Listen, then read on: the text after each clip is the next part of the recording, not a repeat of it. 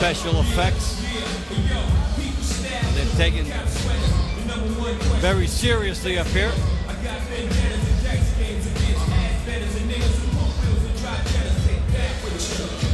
Daniel Jacobs was fast-tracking his way to fame, so he thought, and he ran into P-Rog in his last fight and was stopped. So this is his first fight back, and a big fight emotionally for him to try to get back on the board.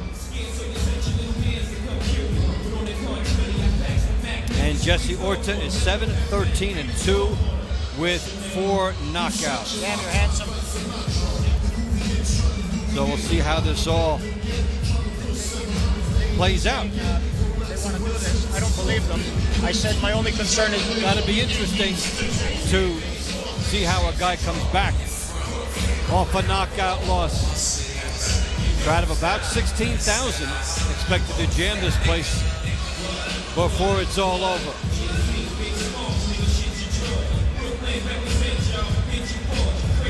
And Troy will get into during the fight the mindset of a guy that's lost in his last fight, a knockout loss for a title. What's it like coming back now? Well, what it is like to come back from a knockout fight is from getting a knocked out. I know what it is. It's like to get up and continue to fight. It's tough. Now this guy has to come back from a knockout. Like, I mean, it'll play tricks on him. Like, I mean, the first punch that is actually landed on him will really show the tales of the fight. Like, I mean, how he's able to take it. Richard de Carufel, Jean Gauthier et Jack Woodburn. L'arbitre du combat, referee in charge, Monsieur Alain There's the Villeneuve. judges. D'abord, dans le coin bleu, portant le culotte or et noir et pesant 164,6 livres. Introducing first, fighting out of the blue corner, wearing gold trunks with black trim. His official weight, 164.6 pounds. Avec une fiche qui montre 7 victoires, 4 par KO et 2 verdicts nuls en 22 combats. With a professional record consisting of 7 victories, 4 coming by way of knockout, and 2 draws in 22 bouts. Please welcome from Dallas, Texas, USA, the outlaw, Jesse Orta. Son adversaire dans le coin rouge porte la culotte camouflage et pèse 164,6 livres. Across the ring, his opponent fights out of the red corner, wears camouflage trunks. His official weight also at 164.6 pounds. Il a 20 victoires en 17 combats. Ou plutôt 20 victoires, 17 KO en 21 combats. His professional record shows 20 victories, 17 coming by way of knockout in 21 bouts. From Brooklyn, New York, USA, champion NABF, NABO 2009-2010, the 2009-2010 NABF and NABO champion, Daniel, the Golden Child, Jacobs.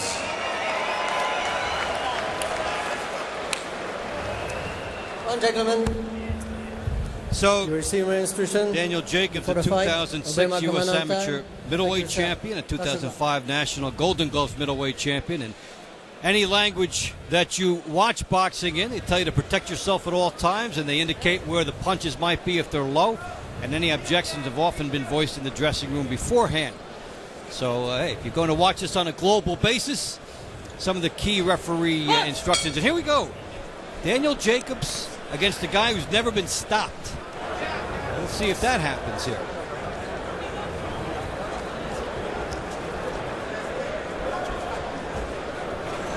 We're to 7-13-2, 4 knockouts.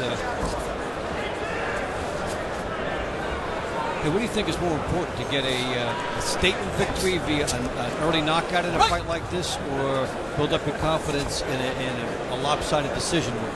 Well, you know what? It's actually always good to build back your confidence by making a statement. Coming off a knockout, you want to definitely to build a statement by taking this kid out. He's been in fights that he's never been stopped yet, So, you know, he's ready, but he's durable. But if he's the first, if Daniel is able to stop him, he'll be the first one too, and he'll definitely make a statement. The other thing about facing a guy with only 4 knockouts is if you make a few mistakes here and there, you're probably not going to pay too much for it. That's right. That's right. He's not a power puncher, so you know, you can be very careful. But at the same time, you gotta, like, I mean, he's been in there. He's got a little bit of experience. He definitely knows how to sell. And here's Orta trying to press Jacobs a little bit.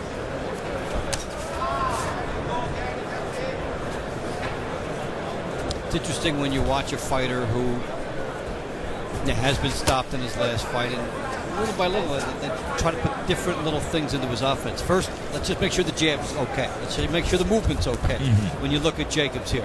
Yeah, and he doesn't want to just go out there and start weighing punches. He has to be very careful because, like I said before, the first actually heavy shot that actually connects, we'll see how he can actually take it, and if it reminds him of his last fight. Back on that jab. And that's something you really can't give a guy in the gym, right? That feeling, it has to come in a fight like this. It always has to come natural. Exactly. No one knows exactly how it is to get knocked out, or they can actually tell you how it feels. You have to experience that for yourself, and that's something that no boxer wants to experience. So the first time he gets hit, and if he's okay, it's a very good thing for him. Yes. And Jacobs working the body.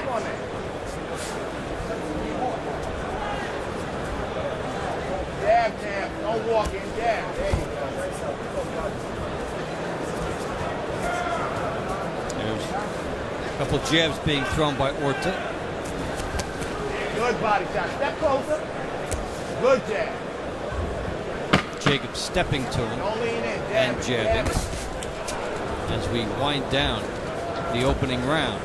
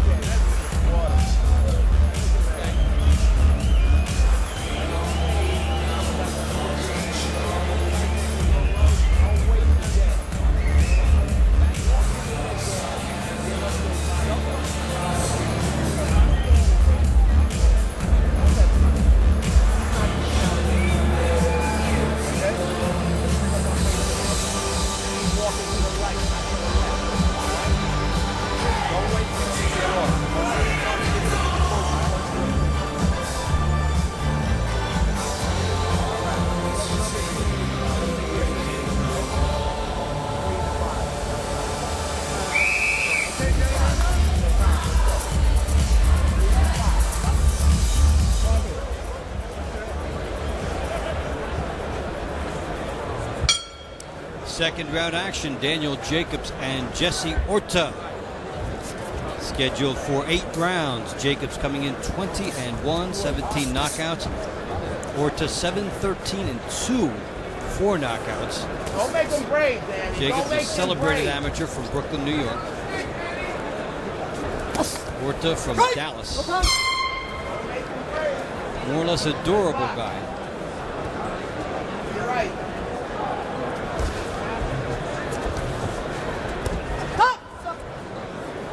Wait for Orta to try to take some chances and get inside the jab and work a little bit. Yeah, and that's exactly it. Like, I mean, if he could get in there and, you know, mix it up a little bit, even Jacobs needs to put a little bit more movement on his head, like give a little bit more head movements and be a little bit more busy with the jab. There's a right hand by Jacobs. The thought around town this week was that Jacobs was just going to blow through this guy as we have a timeout. Meantime, the Orta never having been stopped, as we have a delay here, work on the trunks.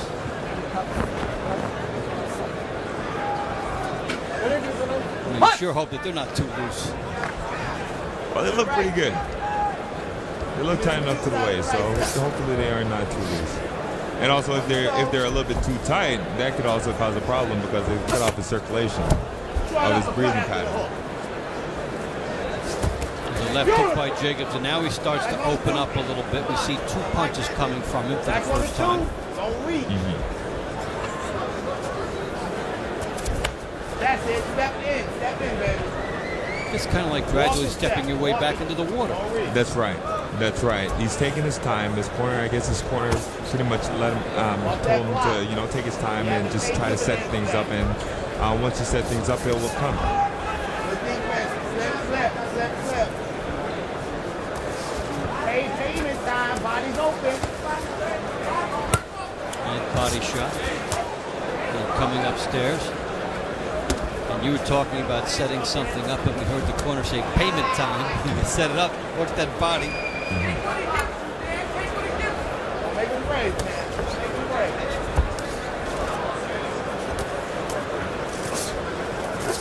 What's your hat? Right! Tick-tock, baby. Tick-tock. 3 shots by Jacobs, blocked here by Orta. You gotta finish in the body, baby. Walk to the right. Walk to the right. From what I see, Orta's doing all the pressuring right now, and Jacobs need to start stepping to him. He's got a guy in here that he's a survivor. Yeah, it looked like Jacobs a little tentative and showing him a little too much respect. That's right. Keep pumping. So as round 2 comes to an end, we'll see what adjustments we might see from Daniel Jacobs in the 3rd. Mesdames et messieurs, pour les Michel, je vous rappelle son prochain événement, le 4e gala de la série Rapide et Dangereux, le vendredi 11 février prochain au Centre Bell à Montréal. Billets sont vendus maintenant chez admission.com et chez Groupe Les Michel au 514-3000. Give me the end swell. 7666. Need some water.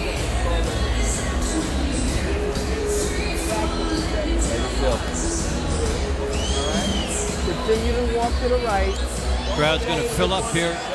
We show you the shot later as Jean Pascal's entrance is shown here.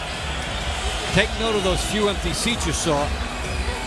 When we show you that shot later, there'll be people in them. We're expecting a huge crowd tonight.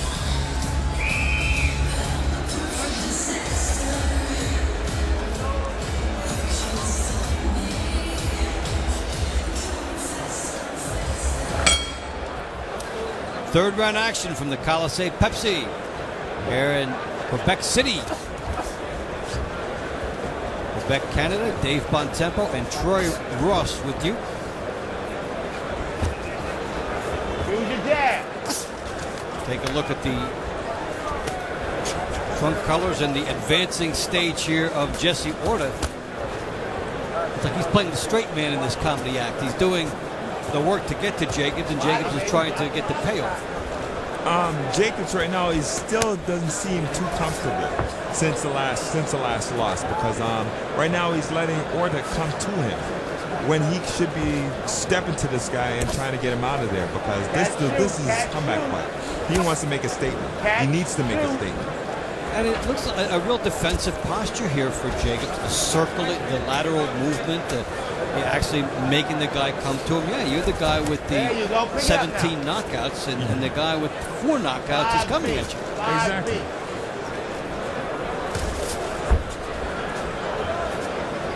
And now Orta toying with the left element just for a second.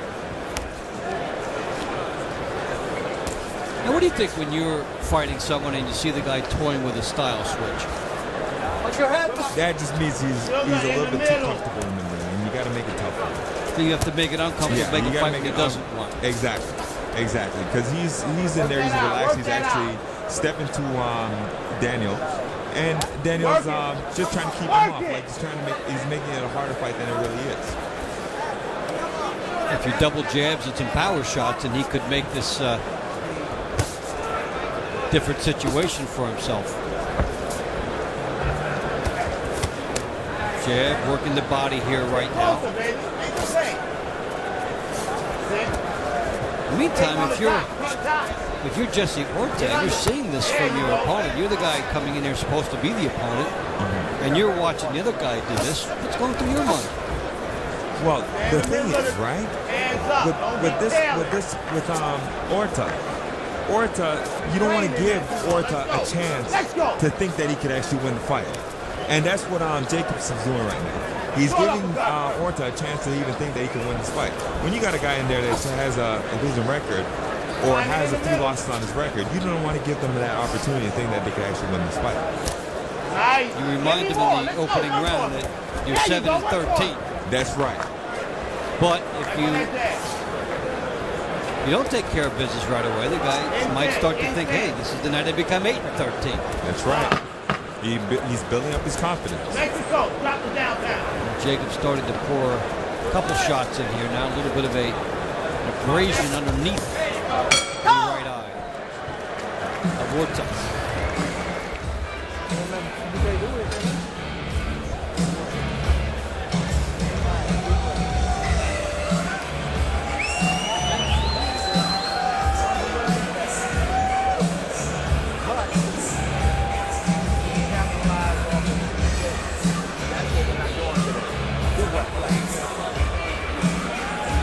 Every time he reaches, he's gonna make some plays on top.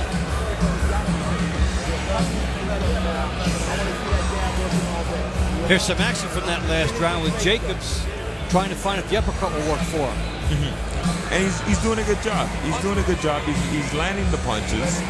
It's just that he needs to keep it more consistent and stop moving away too much.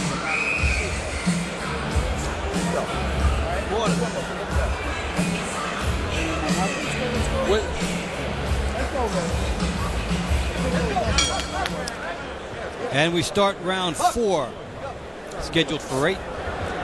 Daniel Jacobs and Jesse Orta. Locked up, the beginning of our big night of boxing, which will conclude with Jean-Pascal and Bernard Hopkins. Short right hand, he's walking into it.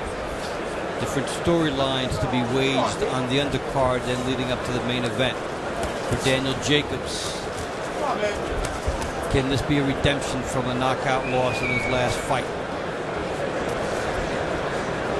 For Paulie Malignaggi later on, who was Big cat shoot. beaten convincingly by Amir Khan back in May. Can this be a good experience for him up in the welterweight division later? There you go, keep close, baby.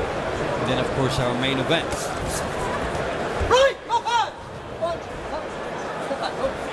Let's go. Interesting, Orta marked under both eyes, even though it doesn't look like he's being hit with hard shots. No, they're sharp and they're precise shots that he's Mexico, getting drop hit. it. Maybe that's why he's so marked up right now. Yeah, the jabs are getting in. The jabs are definitely getting in. A few uppercuts did get in. Let's go. Touch his body. 3 jabs here from Jacobs. Drop that sugar now. And if you're in the corner of Jacobs, what you want to see is more momentum round after round. He needs to step it up. He needs to step it up because this guy is just pretty much he's a target. He's getting hit with a lot of shots. And however long it goes, you want round 4 to be better than round 3, round 5 to be better than round 4. And if you're the trainer of Jacobs, you want to walk out of here with a lot of momentum. If it took you longer than you thought to stop the guy. That's right. 2 good shots here from Jacobs. There's a good stiff jab.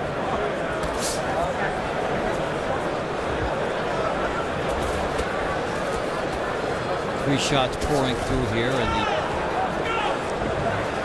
the body well protected by Orta, but he takes 2 to the head.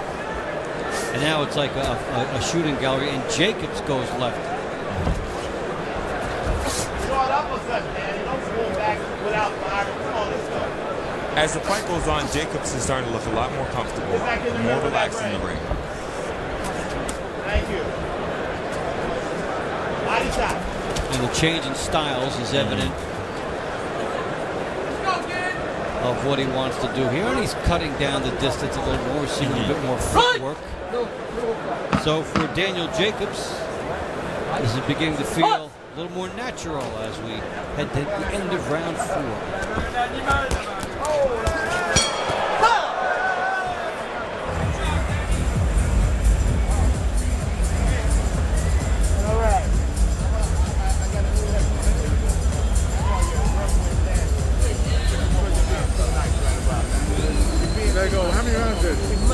and the 4th and 5th coming up. I don't want you going home all fucking banged up. All right.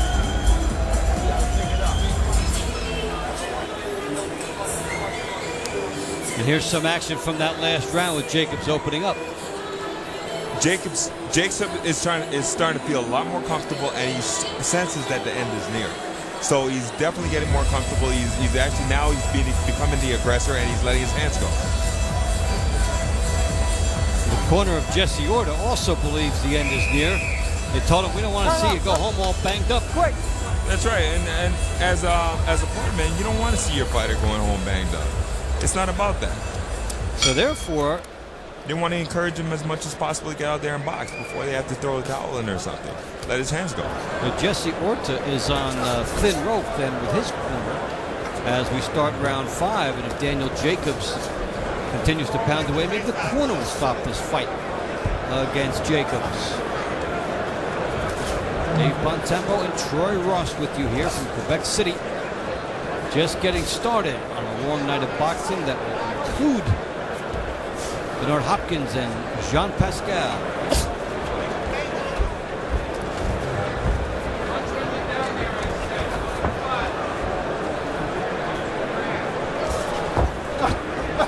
Left hook by Orta as he tries to track Jacobs down, and Jacobs chuckling a little bit.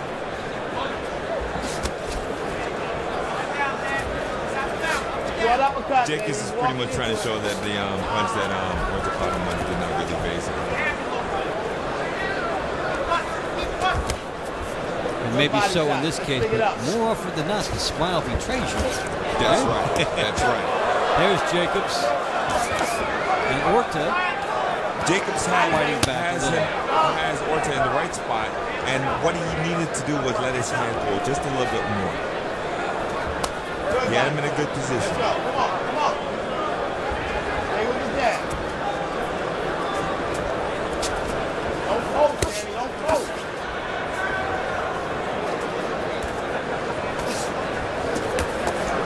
Jacobs moving a little bit here. Be on the step. There you There's go. some body Back on shot. the 2. Back on that 2. Good body shot. It almost seems to me like Jacobs want to get some rounds in. Well, because he seems pretty comfortable in there, and he wants to get some rounds in. Give me a little feint off that jab. And he's following the orders of his cornerman like he's in a restaurant. Oh, double hook, okay, coming right up. Which, early in the night, you can hear your corner. If you're in the main event, screaming crowd, you won't hear the guy so much. Not as much, definitely not. There's a right hand by Jacobs. Good jab. Stay with the jab. Stay with it. On your toes. Watch your elbow. Jacobs jabbing again. Give me some movement. Be stationary. Double jab in the right hand.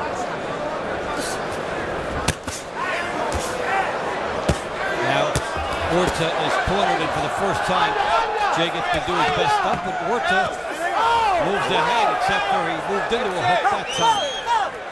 And that's it. Well,